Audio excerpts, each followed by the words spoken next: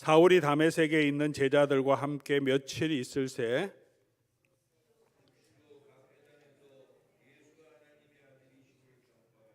듣는 사람이 다 놀라 말하되 이 사람이 예루살렘에서 이 이름을 부르는 사람을 멸하려던 자가 아니냐. 여기 온 것도 그들을 결박하여 대제사장들에게 끌고 가고자 함이 아니냐 하더라.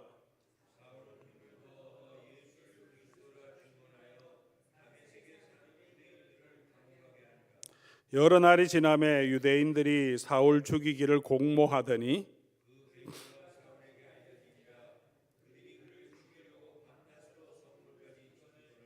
그가 제자들이 밤에 사울을 광주리에 담아 성벽에서 달아내리니라.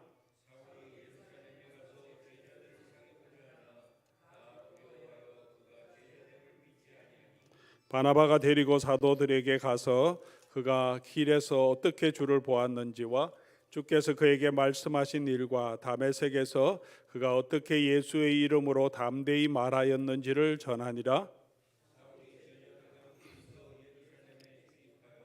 또 주 예수의 이름으로 담대히 말하고 헬라파 유대인들과 함께 말하며 변론하니 그 사람들이 죽이려고 힘쓰거늘.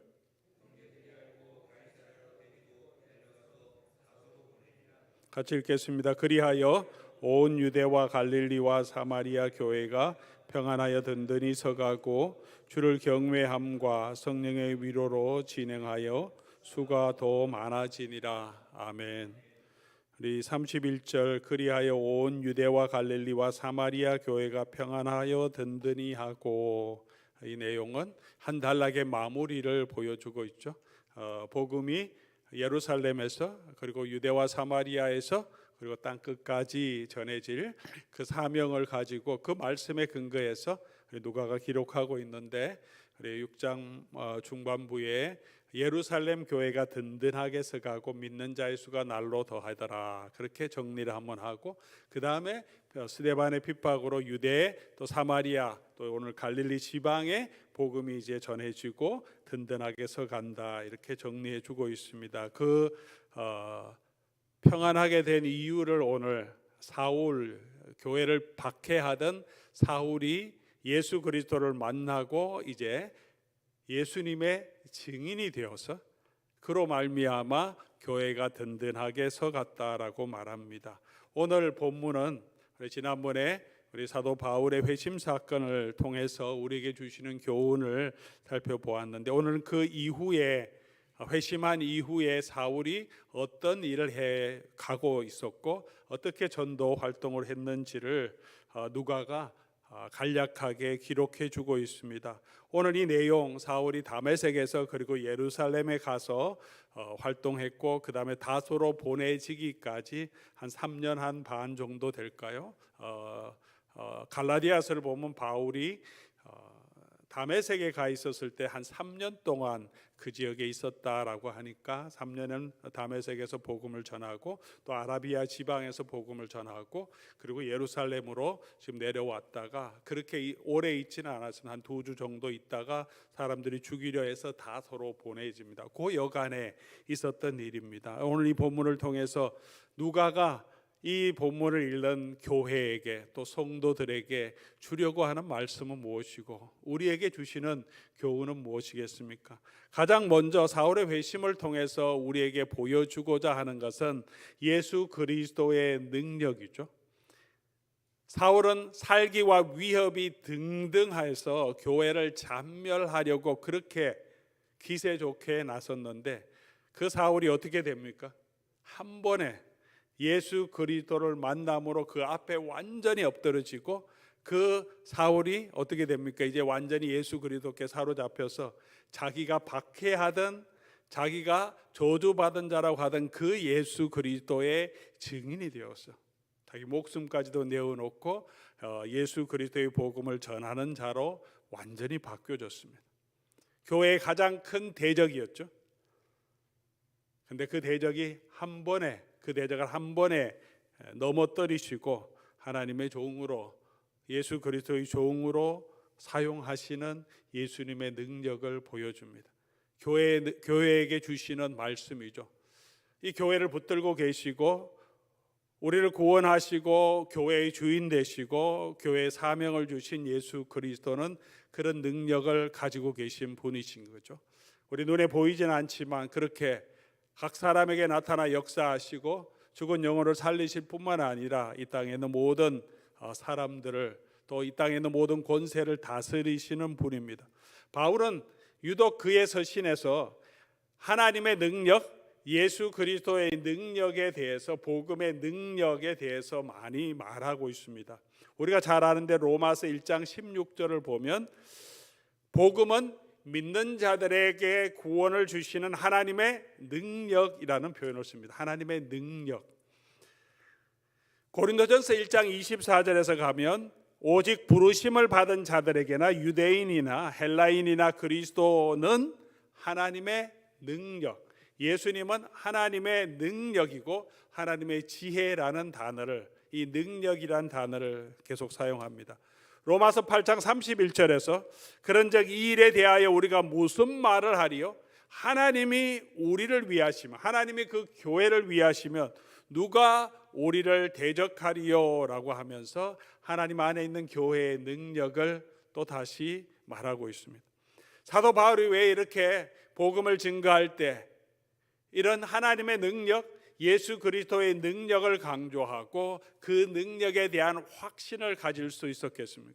자기에게 나타나신 그 예수 그리스도, 자기를 완전히 압도하고 그 앞에 완전히 엎드러지게 한 그 영광, 예수님의 영광과 예수님의 능력을 그가 스스로 경험했기 때문입니다. 경험해서 알았기 때문에 그는 그 능력에 붙들려서 사용했고, 교회와 성도들을 권면할 때마다 예수님이 하나님의 능력이다, 그 능력을 의지하라고 말하고 있습니다.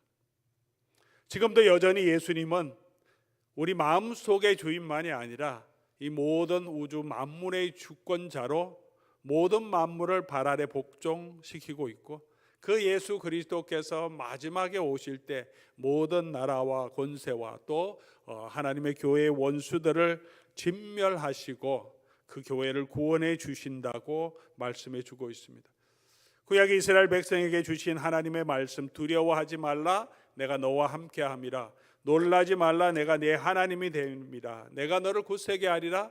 내가 나의 의로운 오른손으로 너를 붙들어 주리라고 하신 그 말씀은 오늘 우리에게도 여전히 유효한 말씀이고, 그렇게 예수님의 하나님의 능력의 손으로 교회를 붙들고 있습니다.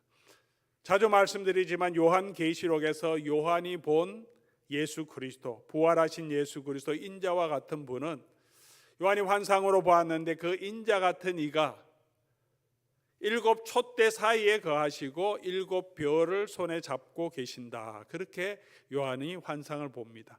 이 촛대는 7 교회고 이 7 별은 7 교회의 사자라고 요한이 설명해 주고 있습니다. 부활하신 예수님이 어디에 계시냐 하면 7 교회 그 사이에 거하시고, 예수님의 오른손에 7 별이 잡혀 있다. 이 7 교회가 예수 그리스도의 손 안에 있다는 것입니다. 이 7 교회는 모두가 건강한 교회고 모두가 모범이 되는 교회는 아니었습니다. 그 당시에 있던 7 교회였습니다. 어떤 교회는 칭찬이 있고 어떤 교회는 책망받을 것밖에 없는 교회도 있었고, 대부분의 교회는 책망도 있고 칭찬도 있는 교회였습니다. 현실에 있는 교회입니다. 오늘 이 시대에 있는 교회도 마찬가지죠. 조금 더 건강한 교회, 조금 더 좋은 교회도 있고 조금 더 부족한 교회도 있고, 그러나 대부분의 교회는 좀 칭찬받을 만한 것도 있고 또 책망받을 만한 것도 있는 거죠. 성도들의 모습도 그렇습니다. 그럼에도 불구하고 예수님은 이 모든 7 촛대, 이 모든 교회를 소유하고 계시고 그 가운데 계시고 그 교회를 손에 붙들고 계십니다. 사울을 만나시고 사울을 넘어지게 하셨던 하나님의 영광 가운데 계신 예수님께서는 여전히 그 교회를 붙들고 계심을 우리가 믿고 그 예수 그리스도의 능력 안에 우리가 거할 수 있으면 좋겠습니다. 우리 비행기를 타면 갑자기 기압 때문에 비행기가 막 땅으로 밑으로 막 떨어질 때가 있죠. 왔다 갔다 할 때 있습니다. 그럴 때 많은 사람들이 두려워합니다. 그렇게 비행기를 타고 가는데 한 아이가 비행기를 타고 있었는데 이 비행기가 떨어지고 올라갈 때마다 아이는 마치 청룡 열차를 탄 것처럼 재미있어 하고 있었습니다. 한동안 비행기가 흔들리다가 차분해진 다음에 옆에 있는 아저씨가 묻습니다. 야, 너는 안 무서웠냐? 어른인 나도 비행기가 떨어질까 봐 가슴이 철렁하는데 너는 어떻게 그렇게 즐거워할 수 있느냐? 그랬더니 이 아이가 이렇게 대답했다고 합니다. 이 비행기 아니요, 저는 안 무섭습니다. 이 비행기 기장이 우리 아빠거든요. 그래서 우리 아빠는 한 번도 아직까지 실수한 적이 없거든요. 아빠를 믿으니까 비행기가 떨어질 때 동일한 마음이 들겠지만 기장을 믿으니까 안심할 수 있는 거죠. 믿는 구석이 있으니까. 하나님은 우리의 우편에 그늘 되시고 우리를 지켜주신다고 하시고 우리를 오른손에 붙들어 주신다고 약속해 주시고 그 약속하신 하나님은 여러분 곁에 계시고 우리 가운데 계신 줄 믿습니다. 그런데도 우리가 왜 함께 계신 하나님의 능력, 하나님의 보호하심, 하나님의 날개 그늘 아래서 누리는 평안을 우리가 맛보지 못하느냐, 안식을 맛보지 못하느냐, 우리가 그 예수 그리스도를 그렇게 신뢰하지 못하기 때문은 아니겠습니까? 정말 예수님이 내 곁에 계시고 그 예수 그리스도께서 모든 만물보다 더 뛰어나시고 그의 능력의 손으로 우리를 붙들고 계시고 우리를 지켜주시는 분임을 믿으면 우리가 어떤 환란이 우리에게 오더라도 우리는 담대할 수 있고 폭풍우 가운데서도 잠잠할 수 있지 않겠습니까? 우리가 믿는 만큼 우리는 평안을 누리게 됩니다. 사랑하는 교우 여러분, 우리 사울을 붙들고 사용하시는 그 하나님의 능력이, 예수 그리스도의 능력이 여전히 여러분의 하나님이심을, 우리의 주 대신 예수님을 기억하면서 그 예수님을 다시 한번 신뢰할 수 있기를 바랍니다. 그게 잘 되지 않으니까 우리 눈에 옆에 하나님이 보이면 담대할 수 있겠는데 보이지 않기 때문에 그게 잘 안 되고 우리에게 다가오는 시련과 환란으로 인하여서 그것만 우리 눈에 보이기 때문에 그래서 우리가 하나님의 말씀을 보아야 합니다.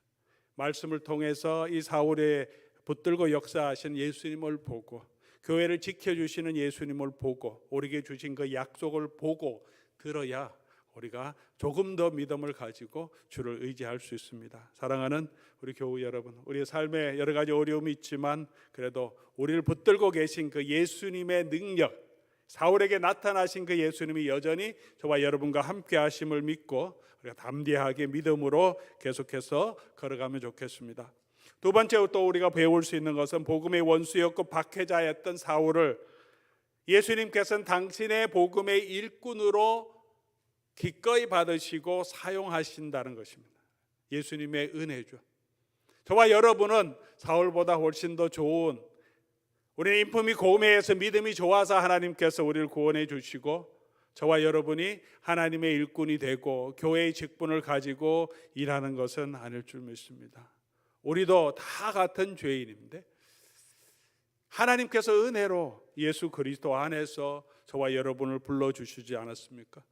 베드로와 요한은 그렇게 능력 있는 사람이 아니었습니다. 많이 배운 사람이 아니었습니다. 그럼에도 불구하고 예수님께서 예수님의 성령을 부어주시고 지혜를 주시고 담대함을 주셔서 산헤드린에 잡혀갔을 때도 담대하게 예수 그리스도의 복음을 또 지혜롭게 말할 수 있도록 성령께서 그들을 붙들고 사용해 주셨고 그 갈릴리의 어부들을 통해서 이 기독교 2000년 동안의 이 역사들, 이 사도들의 복음이 이 땅에 세워지게 하고 그 복음 위에 예수 그리스도의 교회를 세워줬습니다.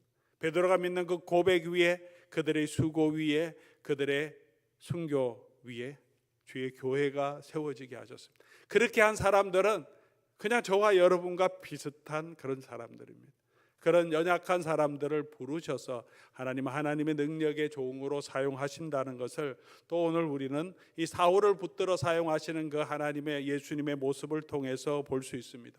고린도전서 1장 26절에 바울이 고린도에 있는 형제들에게 이렇게 말합니다. 형제들아, 너희를 부르심을 보라. 육체를 따라 지혜로운 자가 많지 않고 능한 자가 많지 아니하며 문벌 좋은 자도 많지 않다.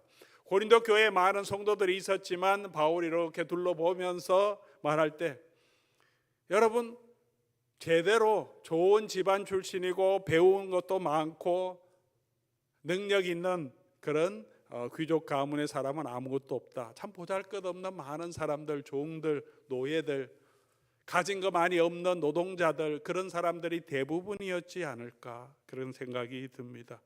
그런 사람들을 불러서 사도 바울은 그 교회를 향하여서 여러분은 그리스도의 일꾼이고 하나님이 여러분을 붙들어 사용하시고, 바울도 죄인의 괴수 같은 자신이었지만 하나님께서 그를 예수 그리스도의 종으로, 예수 그리스도의 사도로 불러주신 것을 언제나 감사하며 감격하며, 자기는 말제 사도, 가장 작은 사도라고 말함이지만 그래도 자기는 사도라는 그 자부심을 늘 가지고 있습니다. 하나님이 나를, 나 같은 자를 붙들어 사용해 주셨다.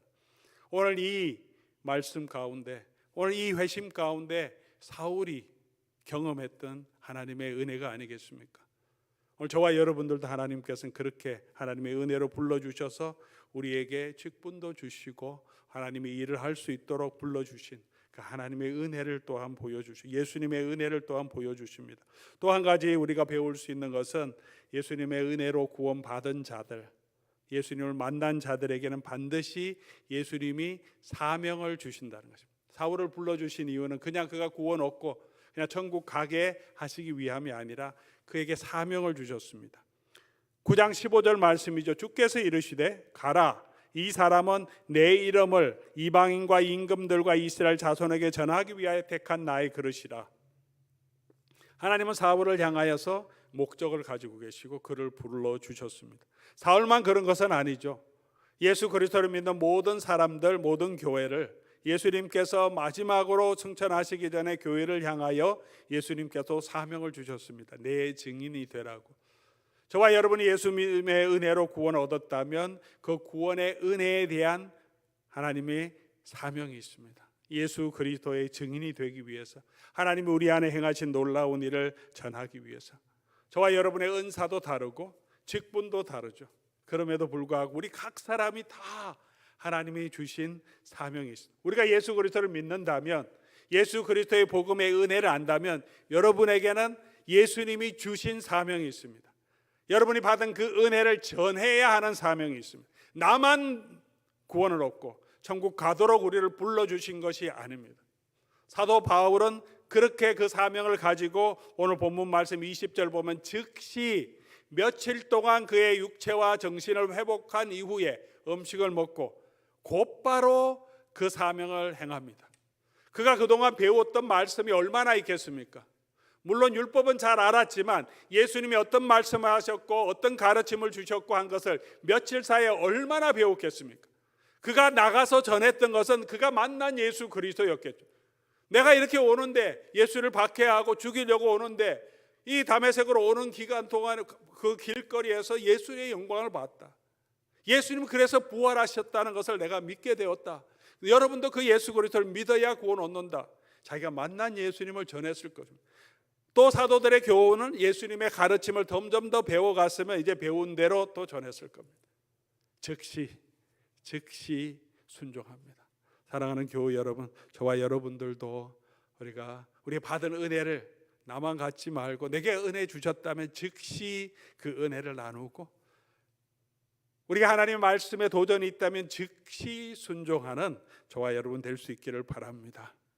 4절 네 번째로 또 우리에게 주시는 교훈은 복음을 전하는 일에는 언제나 고난이 있다는 것입니다. 사울이 복음을 전하기 시작하니까 대적들이 생기기 시작합니다. 작은 대적이 아니고 조그만 어려움이 아니라 그를 죽이려고 하는 세력들, 죽음의 위협이 있었습니다. 23절 보니까 다메섹에 있는 유대인들이 사울 죽이기를 공모하더니, 예루살렘으로 해서 그렇게 도망갔습니다. 예루살렘에 가니까 29절 보니까 그 사람을 죽이려고 힘쓰거늘, 죽이려고 하는 위협이 있습니다. 이미 예수님께서는 사울을 부르실 때 말씀하셨습니다. 9장 16절이죠. 지난번에 본문인데, 그가 내 이름을 위하여 얼마나 고난을 받아야 할 것을 내가 그에게 보이리라. 이미 부르신 그때부터 너는 복음, 이 예수 그리스도의 복음 때문에 네가 당해야 될 그 고난을 예수님 미리 말씀해 주셨다고 합니다. 사도 바울이 고린도 후서에서 그렇게 표현합니다.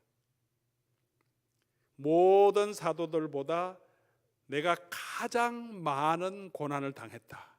그러면서 자기가 고난 당한 모든 것들을 열거합니다. 수절에 이르기까지 그가 엄청난 고난을 당했음을 말하고 있습니다. 수도 없이 맞았고, 돌에도 맞았고, 태장에도 맞았고, 길의 위험도 있었고, 죽을 위험도 있었고, 감옥에도 갇혔고, 굶주림, 추위, 기타 등등. 얼마나 많은 고난을 당해야 할지 예수님이 미리 말씀하셨고, 아마 사울은 미리 각오했을 겁니다. 이 죽을 위험, 이런 위협들을 그런 두려워하지 않았을 것입니다. 우리가 예수 그리스도의 말씀대로 순종하고 걸어가는 것은 하나님께서 우리에게 복을 주시기 때문에, 평안함을 주시기 때문에 행복한 길로 늘 가는 것은 아닙니다. 순종하는 길은 부담스러운 일이고 힘이 드는 일이고, 때로는 오해도 살 수 있는 일이고, 때로는 위협도 당할 수 있는 그런 일입니다. 그럼에도 불구하고 사울은 즉시 순종했다. 그 순종하는 사울의 사역을 통하여서 하나님께서 주의 교회를 든든하게 세워가시는 일을 보여줍니다. 사랑하는 교회 여러분, 오늘 저와 여러분들도, 오늘 우리의 교회도 그렇게 복음에 즉각적으로 순종하며 걸어갈 수 있기를 바랍니다. 바울은 이 땅에서 삶이 아니라 하늘에 있는 상, 위에서 부르신 부르심의 상을 바라보고 예수 그리스도의 부활에 동참하려고 해서 남은 고난을 그의 몸에 채워간다라고 말합니다. 오늘 저와 여러분의 삶의 모습이 그렇게 우리 몸에 예수 그리스도 때문에 희생하고 섬기는 그런 모습들을 점점 채워가는 그런 그리스도의 제자의 모습, 예수님의 증인의 모습이 우리가 나타날 수 있도록 그렇게 힘쓰는 저와 여러분 될 수 있기를 바랍니다. 그렇게 사도 사울이 서기 위해서 혼자 선 것이 아니라 오늘 본문 쭉 읽어보니까 교회와 공동체가 그와 함께하는 신앙의 동지들이 그를 돕고 그를 보호해 주었습니다. 혼자 우리가 이 복음의 일을 할 수 있는 것이 아닙니다. 사도 바울을 도와주는 많은 사람들이 있었습니다. 하나님은 먼저 아나니아라고 하는 다메섹의 지도자를 사울에게 보내주십니다. 아나니아는 두려운 마음이 있었습니다. 꺼리끼는 마음도 있었습니다. 자기가 솔직하게 부르시는 예수님께 대답하죠. 그런데 순종해서 이 사울을 찾아갑니다. 사도행전 9장 17절, 아나니아가 떠나 그 집에 들어가서 그에게 안수하여 이르되, 말씀하신 대로 찾아가고 안수하고 성령의 충만을 받게 하고, 그리고 그와 함께한 형제들이 그에게 먹을 것도 주고 그의 육체도 돌봐주었겠죠. 18절, 세례를 주고 음식을 줍니다. 다메섹에 있는 공동체가 또 위협을 당하는 사울을 도와줍니다. 19절, 제자들과 함께 며칠을 있을 새 그들과 함께 했고, 25절, 그의 제자들이 밤에 사울을 광주리에 담아 성벽에서 달아내리니라. 예루살렘으로 갔더니 거기에서 바울을 돕는 동역자이며 그의 멘토이고 그의 조력자가 되었던 바나바를 만납니다. 그곳에 가서도 여전히 사울을 꺼리는 많은 분위기가 있는데, 바나바라고 하는 사람이 그를 도와줌으로 사울이 교회 공동체와 사도들과 교제하게 하고 그곳에서 성도들의 도움을 받게 합니다. 27절이죠. 바나바가 데리고 사도들에게 가서, 그렇게 우리가 바나바의 역할을 해야 할 필요도 있습니다.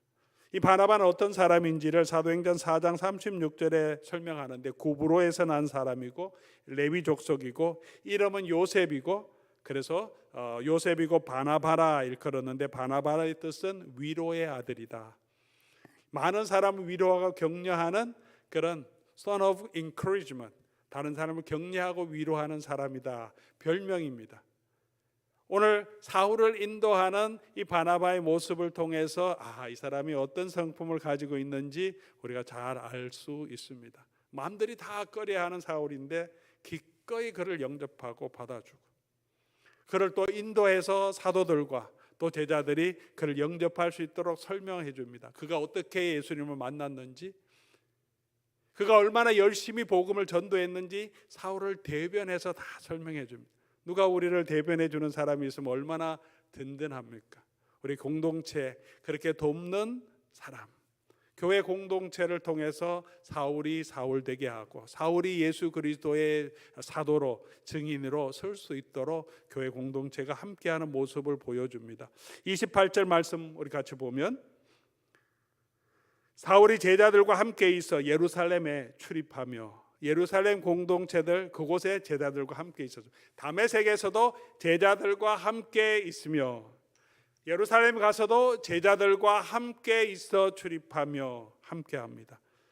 그곳에 있는 사람들이 사울을 죽이려고 하자 30절, 형제들이 알고 가이사랴로 데리고 내려가서 다소로 보내니라. 예루살렘에서 가이사랴로 가는 길은 꽤 먼 길인데 혼자 보내지 않습니다. 죽이려고 하는 위협이 있기 때문에 제자들이, 형제들이 사울과 함께 갑니다. 그와 동행해주고 그를 안내해주고 그를 보호해주면서 가이사랴까지 가서 그곳에서 자기 고향에 있는 다소로 배를 태워서 배웅해서 보내줍니다. 복음을 혼자 쓰는 것이 아니라 공동체를 통해서 같이 서갑니다. 사랑하는 교우 여러분, 제자들, 다메섹에 있는 제자들도, 예루살렘에 있는 제자들도 이 사울은 꺼리끼는 사람이었어요. 잘 받아주기 싫은 사람이었습니다. 교회 안에도 그런 사람이 있을 수 있습니다. 그런 사람들도 기꺼이 받아주고 격려하고 위로하고, 특별히 복음을 증거하는 귀한 일꾼들을 세우고 돌보고 보호하고 격려함을 통해서 결과가 어떻게 됩니까? 오늘 31절 말씀이죠. 같이 함께 보겠습니다. 31절, 그리하여 온 유대와 갈릴리와 사마리아 교회가 평안하여 든든히 서가고 주를 경외함과 성령의 위로로 진행하여 수가 더 많아지더라. 교회가 평안하고, 두 번째로는 든든해지고, 그리고 세 번째 수가 더 많아지더라. 어떻게 해서 이런 결과가 났습니까? 복음에 즉각적으로 순종하는 일꾼이 있었고, 그와 함께 교제하고 그런 사람을 돕고 격려하고 위로하는 교회가 있었기 때문에 주의 복음이 든든하게 서고 교회가 평안하게 되었고, 이 모든 것 위에 사울을 변화시켜서 예수 그리스도의 종이 되게 하는 예수님의 능력이 교회와 함께 했기 때문입니다. 오늘도 우리 교회와 함께 하시는 이 예수님의 능력을 우리가 믿고 의지하며, 오늘 이 세상을 바라보면 답답하고 속상한 것 많고 교회가 너무 힘이 없는 것 같지만 여전히 만왕의 왕 되신 예수님이 우리 교회를 붙들고 계시고, 우리가 믿음 안에 서 있으면 반드시 그 교회는 하나님께서 이 세상을 이기고 세상이 감당할 수 없는 그런 교회로 세워주신다는 것을 믿고 우리에게 주신 이 구원을 담대하게 전하는 저와 여러분 되어서, 또 함께 그 일을 감당하는 교회가 되어서 든든하게 서가는 주의 교회로 우리가 자라갈 수 있기를 주의 이름으로 간절히 소원합니다. 오늘도 우리 하늘 말씀 기억하시면서 우리 함께 찬송 하나 하고 함께 기도하는 시간 가지면 좋겠습니다. 하나님은 너를 지키시는 자, 우리의 능력이 되시고 힘이 되신 그 하나님을 다시 한번 기억하면서 그 하나님을 의지하며 걸어갈 수 있도록 우리 함께 찬송하겠습니다.